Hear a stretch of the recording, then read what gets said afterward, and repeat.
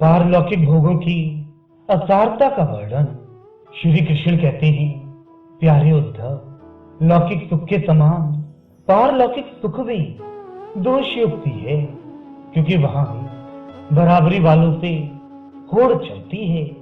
अधिक सुख भोगने वालों के प्रति असूया होती है, उनके गुणों में दोष निकाला जाता है और छोटों से घृणा होती है।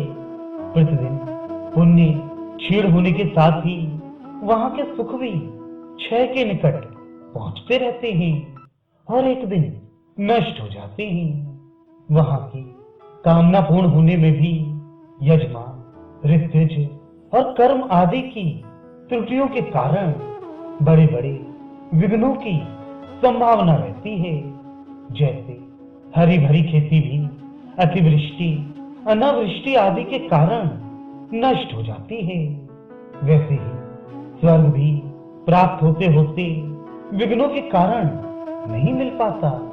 यदि यज्ञ, याग आदि धर्म बिना किसी विघ्न के पूरा हो जाए तो उसके द्वारा जो स्वर्ग आदि लोक मिलते हैं उनकी प्राप्ति का प्रकार मैं बतलाता हूं, सुनो।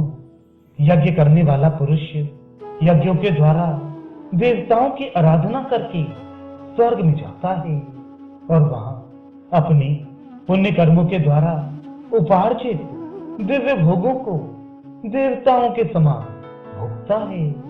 उसे उसके पुण्यों के अनुसार एक चमकीला विमान मिलता है और वह उस पर सवार होकर सुर सुंदरियों के साथ विहार करता है।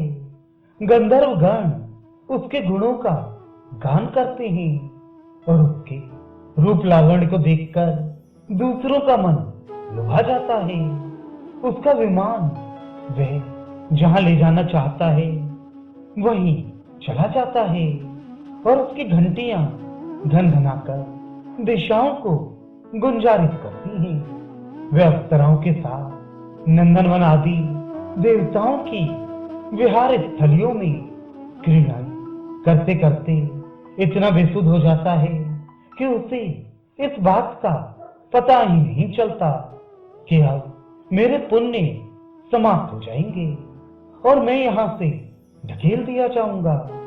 जब तक उसके पुण्य शेष रहते हैं तब तक वह स्वर्ग में चैन की वंशी बजाता रहता है, परंतु पुण्य क्षीण होते ही इच्छा न रहने पर भी उसे नीचे गिरना पड़ता है, क्योंकि काल की चाल ही ऐसी है। यदि कोई मनुष्य दुष्टों की संगति में पड़कर अधर्म परायण हो जाए, अपनी इंद्रियों के वश में होकर मनमानी करने लगे, लोभवश दाने दाने में कृपणता करने लगे, लंपट हो जाए अथवा प्राणियों को सताने लगे और विधि विरुद्ध पशुओं की बलि देकर भूत और प्रेतों की उपासना में लग जाए, तब तो वह पशुओं से भी गया बीता हो जाता है और अवश्य ही नरक में जाता है। उसे अंत में घोर अंधकार, स्वार्थ और परमार्थ से रहित अज्ञान में ही भटकना पड़ता है। जितने भी सकाम और बहिर्मुख करने वाले कर्म हैं, उनका फल दुखी है।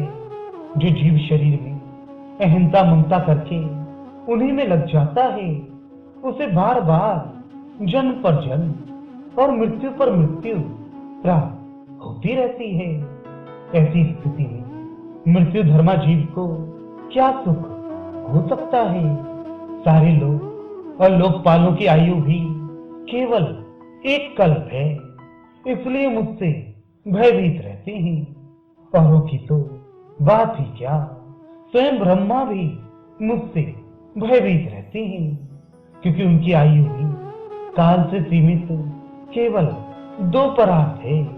सत्व, रज और तम, ये तीनों गुण इंद्रियों को उनके कर्मों में प्रेरित करते हैं और इंद्रियां कर्म करती हैं। जीव अज्ञानवश सत्व, रज आदि गुणों और इंद्रियों को अपना स्वरूप मान बैठता है और उनके किए हुए कर्मों का फल सुख दुख भोगने लगता है।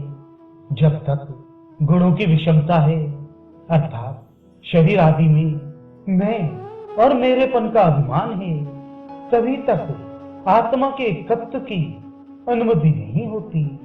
वह अनेक जान पड़ता है, और जब तक आत्मा की अनेकता है, तब तक तो उन्हें काल अथवा कर्म किसी के अधीन रहना ही पड़ेगा। जब तक परतंत्रता है, तब तक ईश्वर से भय बना ही रहता है। जो मैं और मेरेपन के भाव से ग्रस्त रहकर आत्मा की अनेकता, परतंत्रता आदि मानते हैं और वैराग्य ना ग्रहण करके बहिर्मुख करने वाले कर्मों का ही सेवन करते रहते हैं, उन्हें शोक और मोह की प्राप्ति होती है। प्यारे उद्धव, जब माया के गुणों में क्षोभ होता है, तब मुझ आत्मा को ही काल, जीव, वेद, लोक, स्वभाव और धर्म आदि अनेक नामों से निरूपण करने लगते हैं। यह सब माया में है। वास्तविक सत्य मैं आत्मा ही हूं। उद्धव जी ने कहा, भगवान, यह जीव देह आदि रूप गुणों में ही रह रहा है, फिर देह से होने वाले कर्मों या सुख दुख आदि रूप फलों में क्यों नहीं बनता? अथवा यह आत्मा गुणों से निर्लिप्त है, देह आदि के संपर्क से सर्वथा रहित है, फिर इसे बंधन की प्राप्ति कैसे होती है? बद्ध अथवा मुक्त पुरुष कैसा बर्ताव करता है? वह कैसे विहार करता है? या वह किन लक्षणों से पहचाना जाता है? कैसे भोजन करता है और मल त्याग आदि कैसे करता है? कैसे सोता है, कैसे बैठता है और कैसे चलता है? अच्छा, प्रश्न का मर्म जानने वालों में आप श्रेष्ठ हैं, इसलिए आप मेरे इस प्रश्न का उत्तर दीजिए। एक ही आत्मा अनादि गुणों के संसर्ग से नित्य बद्ध भी मालूम पड़ता है और असंग होने के कारण नित्य मुक्त भी। इस बात को लेकर मुझे भ्रम हो रहा है।